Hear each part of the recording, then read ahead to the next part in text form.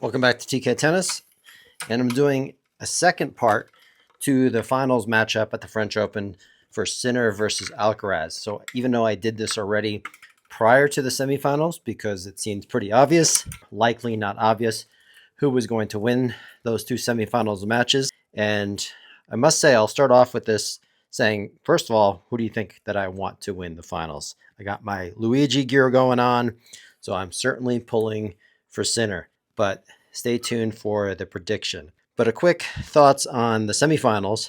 I was impressed with Musetti, how well he hung in, and he really took it to Alcaraz. And Alcaraz was really uncomfortable during that semifinal match. So I thought my prediction was, it was obviously right in some ways, but Musetti did a really good job of standing his ground, being aggressive, and going after Alcaraz.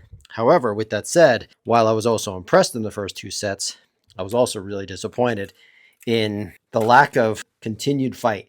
And again, I know this stuff is really hard. We're talking about the best players in the world, but I called Musetti a little dainty on my original video, and he sort of proved that again. He was a little soft, and he played incredible tennis, but you're in the semifinals of a Grand Slam.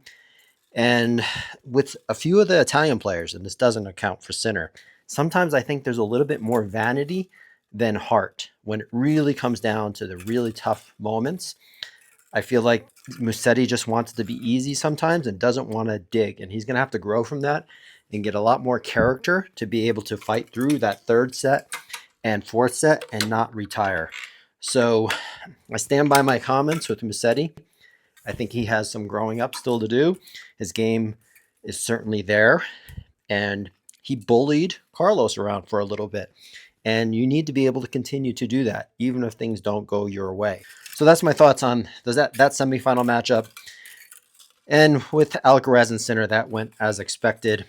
Even though Djokovic played really aggressive, didn't use his normal counter-punching style. He knew he had to take the match to Sinner, but going toe-to-toe with Sinner is just going to be really rough, and it's not going to work out in your favor unless you can out Sinner what Novak can't do. So that one as well, as I expected it to. So let's go and move on. But we learned a lot from the semifinals that's going to be a little bit insightful, and it's going to be an add-on to the previous video that I made. Clearly, Alcaraz is the favorite in my mind. So let's go through the keys to Alcaraz winning the match on Sunday. And let's actually first mention that the match is going to be played on Sunday after 3 o'clock p.m. It's supposed to be a little bit colder out, and it's supposed to be really windy. So like I said in the original video, will they close the roof or not? Some people have said that they only close the roof for rain, and I wonder if that's true or not, because if it's that windy, that's going to obviously make the match less intriguing. And so I hope that they do close the roof. So let's assume that they'll close the roof. Maybe I shouldn't assume that, but I hope so anyway. So let's go to the keys for the match. Alcaraz, his keys to the match are pretty much the same blueprint he's been using against Sinner on clay. With Alcaraz's lower center of gravity, he's the better mover on that surface. He just gets in and out of the corners a little bit better, and he has the firepower to really hurt Sinner. But the keys for Alcaraz are going to be the same thing. He's going to have to hit the drop shots. He's going to have to use his options, and he's going to have to mix up the game. So combination of the driving hard, heavy topspin into the corners, making Sinner uncomfortable, but the ball's not bouncing up as high at the French Open as it did in Rome. So that may not hurt Sinner as much as it did in Rome.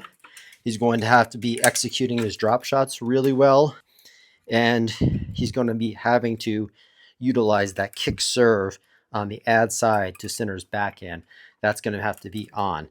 If he does those things, just like it was in Rome, I certainly favor Alcaraz. I think he has the leg up, he has more variety, and he's the better mover. And all other things being equal when it comes to tennis, let's say if your hitting prowess is generally equal, your heart of the champion or your competitive spirit and how you perform in the clutch is relatively equal, and that does apply to these guys. They are both clutch. They both have incredible firepower and defensive and offensive skills.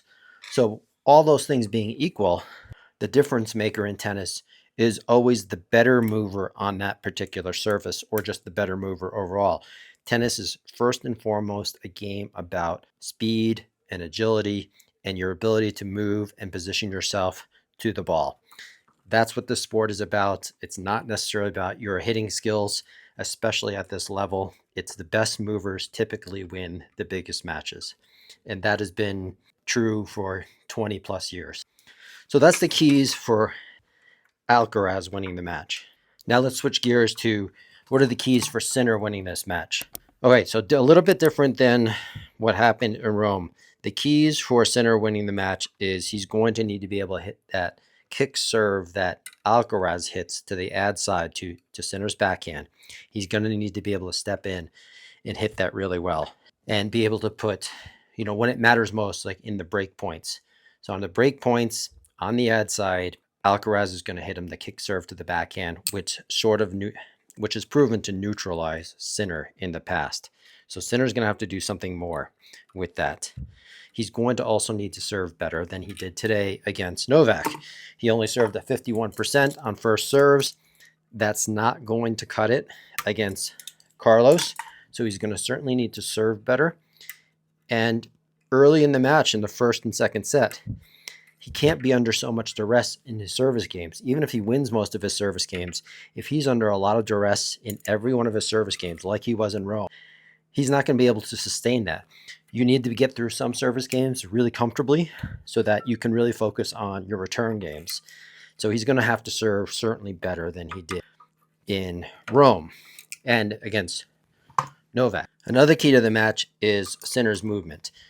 The reliability of the court surface in Roland Garros is better than it was in Rome. So he's going to be able to hit more cleaner shots at Roland Garros and be able to put Carlos a little bit more on the defense than he did at Rome.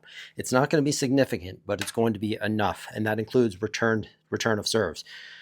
Sinner is one of the best returners in the game. His footing is going to be better because the court surface is a little bit more moisture in the court, and it's less slippery than it is at Rome, and the ball is not bouncing it as high. So that gives Sinner a chance. But here's my biggest concern about the match, and something that I learned today in the semifinals, is we all just think the court's either slippery or it's not, and the court condition remains the same throughout the match. Well, it doesn't. So if the footing is really good, it gives Sinner a little bit more hope because he's going to be able to get in and out of the corners better than he did at Rome. So that's going to equal the playing field out a little bit because Alcaraz is the better mover on the slippery surface. So the less slippery the surface is, the more these things will equal out because Sinner is one of the best movers, if not the best mover for his size that we've ever seen in the game. So if the court surface is slippery, Alcaraz has a pretty big advantage when it comes to movement. And if the court surface is not slippery, and it equals itself out a little bit, and that will help Sinner. However, the court surface is not remaining the same during the sets. I noticed today that in the beginning of the set, there's a lot of moisture in the court, but as the set rolls on, it gets drier and drier, and they seem to water it in between sets, and they put a little bit of water down, and of course they groom the court and set it back to a nice fresh court without any of the ball markings. So if you notice today, the match against Novak, later in the first and second set, Sinner was sliding around the court and Novak was taking the points to him. And, at one point, Sinner almost hurt himself because it was so slippery. And you saw Sinner complaining about the court being slippery to his box. What I think is going to have to happen, or a likely scenario is going to happen, if Sinner can break Alcaraz earlier in the sets and then hold on to win the sets, that's going to give Sinner an opportunity to win this match. I think the longer it goes, 4-4, 5-all, 6-all, in each set, I think Alcaraz is more likely to win those sets just because of the court surface is getting more slippery. And that's going to give Alcaraz an advantage. So that may not, we're not talking about huge margins and huge difference, but the court is certainly drying up towards the end of each set. And I give Alcaraz the advantage when that happens. Earlier in each set, I think it's more neutral, and maybe even Sinner has an advantage depending how the match is going. So if Sinner can break earlier to halfway through the sets, I think that bodes well. As long as he can hold his serve and he's serving well, then I think he has a chance. Otherwise, I think all the odds point to Carlos winning this match in 4 or 5 sets. So I think that's the thing that I learned the most today about the court. I think it's going to be pretty darn competitive depending on what happens with the roof being open or closed, and again, how much moisture stays in the court. If it's colder, the ball doesn't move through the court as well. You saw that today against Novak, that the rallies were really long, and there were some incredible rallies that were going toe-to-toe with heavyweight shots. And Carlos has a little bit more firepower than Novak, so he's going to be able to drive the ball through the court and get Sinner even more uncomfortable than he was at times today against Novak. But he withstood what happened with Novak really well. The question is, can you withstand that constant barrage that Carlos brings to the table? One other aspect, I think another key to this match for Carlos or for Sinner is Carlos's backhand, but not just any backhand.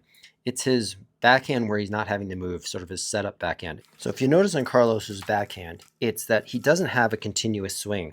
He sets up early and then strikes the ball. And I'm a big proponent of anyone that has a continuous swing. And I think it's one of the few technical flaws that Carlos has. And if you notice, he will miss quite a few backhands where he's really well in position versus when he's on the run and he's sliding into his backhands. Those are even much more reliable than when he's set up to hit a shot. So he has a propensity at times to miss that shot when he's set up for his backhand. So I think what Sinner could do, but you got to be careful with it, it's dangerous, that Sinner doesn't always have to look to put Carlos on the defensive on his backhand. If he can just drive some loopy, heavy balls to his backhand without putting Carlos on the run, then Carlos won't have some of the angles that he normally does.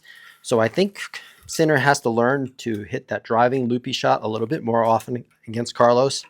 That might be one of the adjustments he'll make compared to in previous matches, but he needs to learn that and then just put a neutral shot back in play, or a relatively neutral shot back in play that's not so offensive all the time. The problem is I don't know if Sinner really has that in his DNA. When he gets an opportunity, he always wants to put stress on the other player. And I don't think you always need to do that with Carlos, but he can still hurt you with that backhand at times as well. So it's something to look out for, and it may come into play in this match. But without a doubt, I think the biggest concern is how the surface plays. All right, and one last note. I am more of a Sinner fan, and I mentioned this. I was more of a Sinner fan than I am an Alcaraz fan. To me, and I get why people love Carlos. He's got an exciting game. He's an awesome human being. They both are. So is Sinner. They both have incredible games. With that said, I find Carlos to be a little bit of a cyborg. It's just he goes through the match, and you could say the same in some ways against Sinner with Sinner. But I think Carlos's game, and dare I say this, is a little less exciting. Not exciting. That's not the word. I think his stroke mechanics aren't beautiful or as appealing. Certainly not when you compare him to like Federer. No one is, right? But when you look at the game, I just don't get a lot of appeal watching Carlos play unless he's playing against Jannik. Whereas I'm an admirer of how Sinner hits the ball on off the ground strokes in particular. I'm not a fan of his serve so much and his service motion and his drop shots or his volleys, but this is ball striking ability that Jannik has and his stroke mechanics. I find it just cooler. For some reason, me and my family, we're just big Sinner fans. I don't do predictions. I like to call this an assessment, and that's what this is. This is an assessment, not a prediction, because I don't bet. And trying to predict what's going to happen in tennis matches or any sport, it's a little bit of a fool's game. I've had pretty accurate assessments of it as of late, and but that run might come to an end, and it will eventually come to an end. And all you can do is assess what you think is going to happen. But I certainly wouldn't bet on it. But Carlos is likely to win this match. 4 sets, 5 sets. I just think it's going to be really hard. I give Carlos the 60-40 advantage to win this match for all the reasons I just mentioned. So that's it. That's what I learned from the semifinals. Go Sinner, Team Sinner. Hope he pulls it out. Either way, with this assessment, I'm right. Or I'm happy either way. Either I get the assessment right and that turns out well, or Sinner beats Alcaraz which would be even my preference. I'd rather be wrong on my assessment, or I could still be right on my assessment and have Sinner still win. That would be the best of both worlds. So there you have it. That's it for today. Good luck to Sinner and to Alcaraz, more so Sinner on Sunday. Thanks for watching, and I'll see you in the next ace.